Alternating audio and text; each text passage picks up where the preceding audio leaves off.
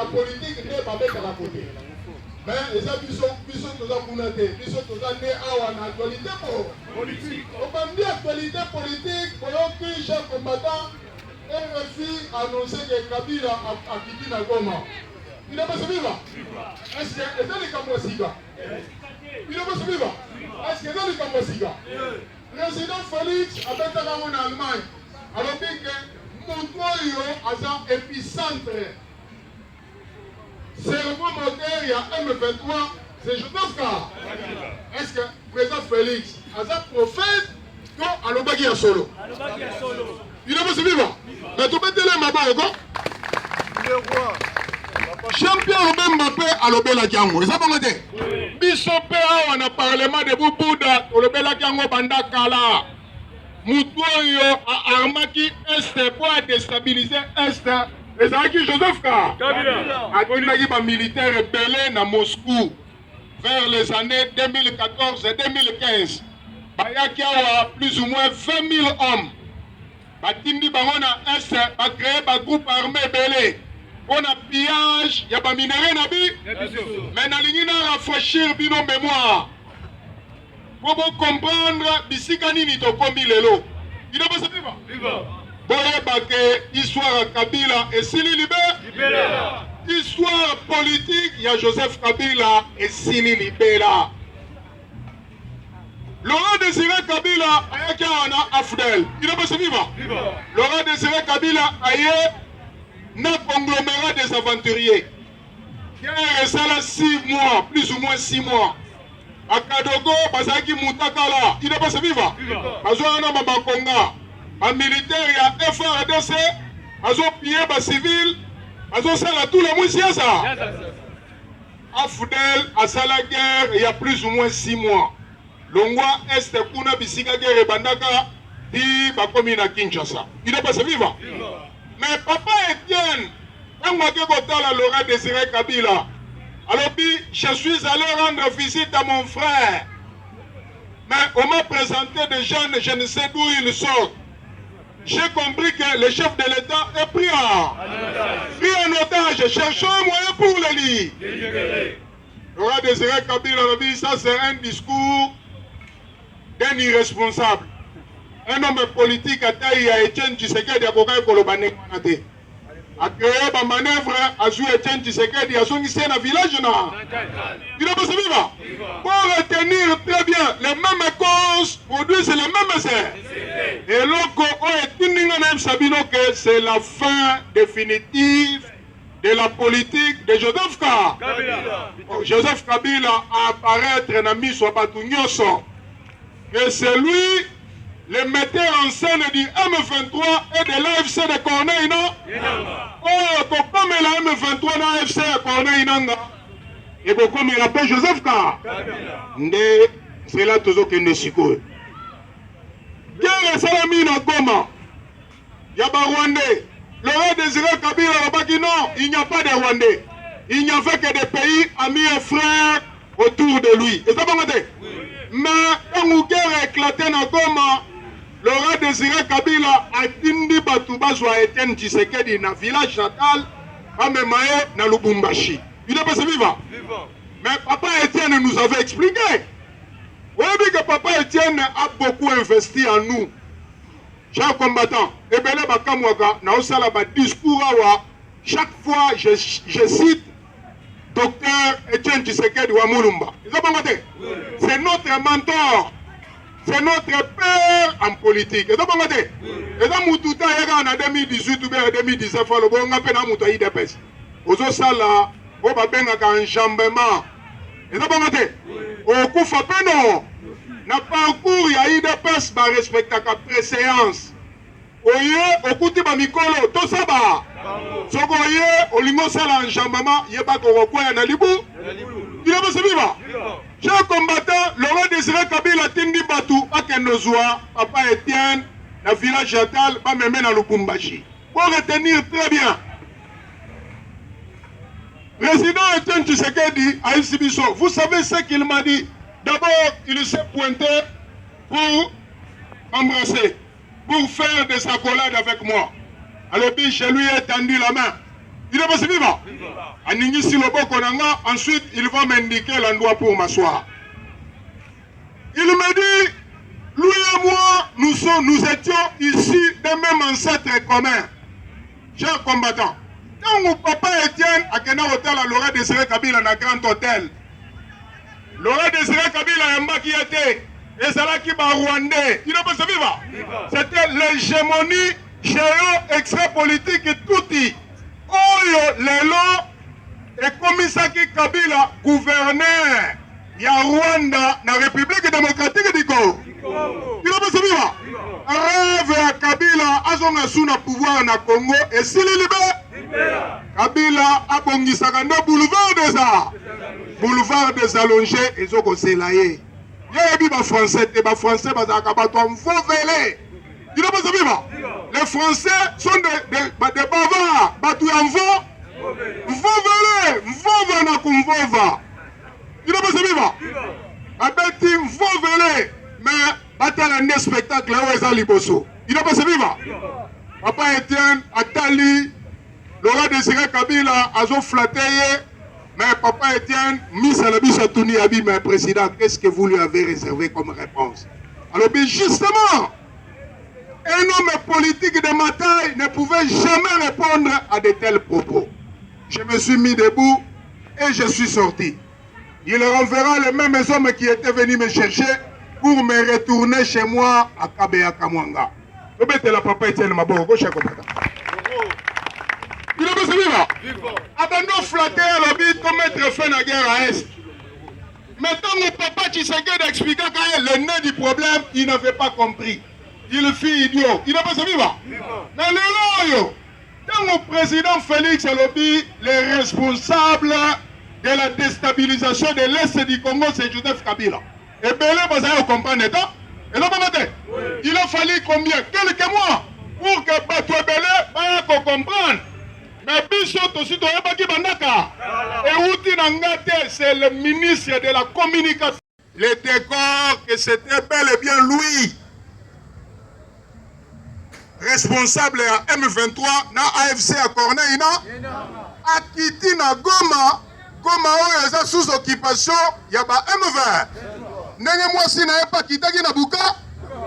Il a pas vivant. Est-ce que possible un ancien président des États-Unis d'Amérique à se comporter n'engwana? Il n'a pas vivant. Mais Nyosoana, c'est grâce à la méthodologie du travail, il y a chef de l'État. Ngana Ebsagabino, Koko Dianzombo appelle ça comique Moga Kitoko. Moutouali Boma, Aïbi Mwana Bato, Akimina na immeuble Sosakom. Il n'a pas vivant. Akimina Mwana Bato na immeuble Sosakom. Bato Nyonso incapable, Yakobiki Samwana wa. Mais président Félix, selon le comique de Koko Dianzombo, il s'est montré plus félin. Il n'a pas vivant. Il fallait afflatter Jodovka. Alors, tu seras un collaborateur, un partenaire. Il n'a pas vivant. Kabila a eu chair de poule. Il n'a pas voté. Alors qu'il engage miellé. Et le qui est dans mon go? Mais, quand tu as affaire à un félin, le félin, Azolandela Malemema. Petit à petit, l'oiseau fait sort. Il n'a pas vivant. Président Félix a eu Makambo Kala. Mais Kabila, le Kola, il n'était pas passé dans les syllabes.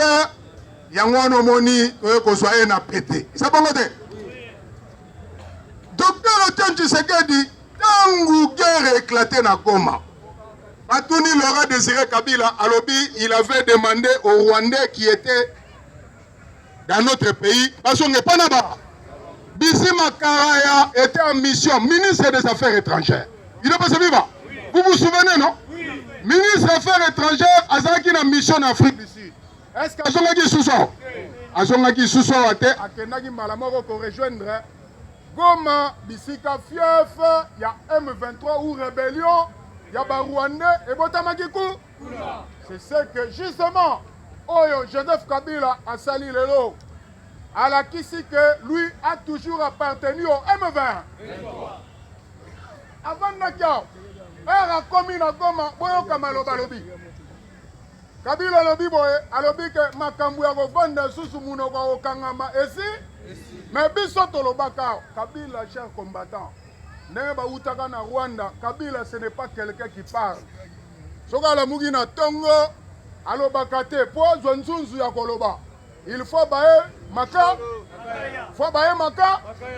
Abae makaya sisabidimbu. Il a pas viva. Azaki sisabidimbu. Faut bae makaya abae maya maka. Maya maka si à Tanzanie. Bisiga zalaga chauffeur de. Il a pas viva. Mais pour betelinga maboko te cher combattant. Il faut tout le la Congo. La politique, c'est la guerre de nerfs, chers combattants. Kabila n'a pas une notion de guerre de nerfs. Abimi loko la mbinzo, bobi benzeto, bisika bambinzo bimaga. Bambinzo soko kwe, abozo loko tabe, bambinzo so sila. Ozo zongo na pété parce que résistance s'est arrêtée na bambi. Voilà. Chers combattants de lutte, ebele, bazayi kondimate. Mais lelo yo, biso nyonso tomoni yango polele mwana mai a reversé que yenda zaki patron ya M20 biso tolobaka wa M23 ezaka copie ya Kabila na poluka batu basalaka Bosco Taganda batu basalaka général Nkunda Batwa ina basa viva basali bango ezaki kaka na objectif ba piller ba minerai na bi voilà.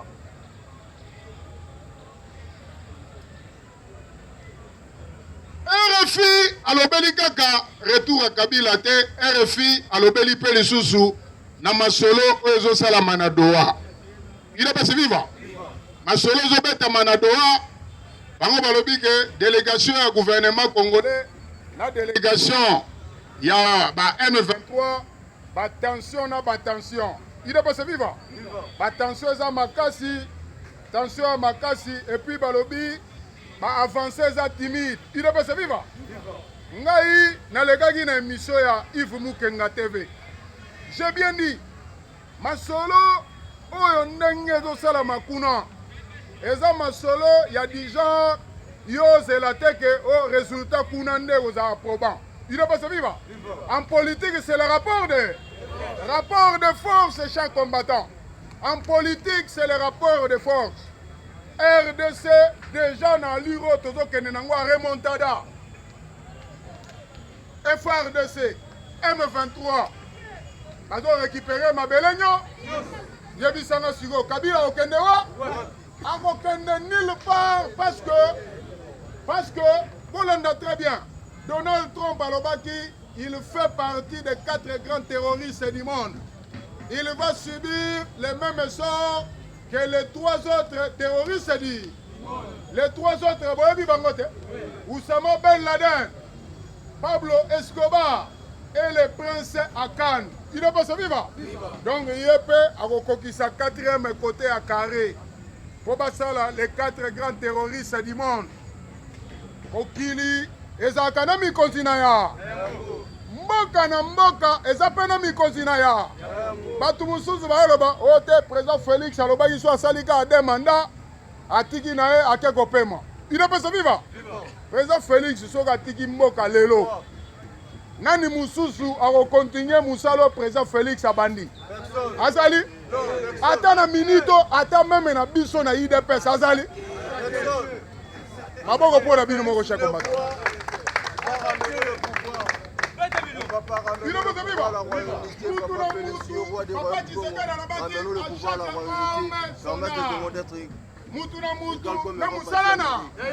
Président Félix, c'est un envoyé de Dieu. Envoyé de Dieu au Congo. Ailleurs, pour Bikisa Congo. Il a besoin de vivre. Mais à réussir, comme Bikisa ya. Grand rabbin Aebisa qui va certes rencontrer des difficultés. Ces difficultés seront mineures. Il ne peut se vivre.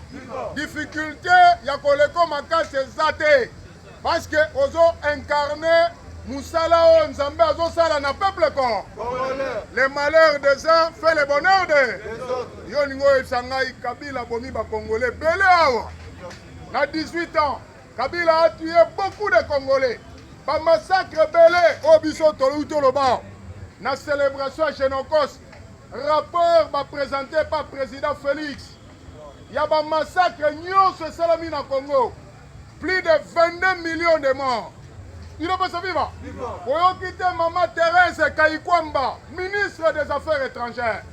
Alors, Azoko Senga na communauté internationale va reconnaître qu'au Congo, il y a eu aussi un génocide.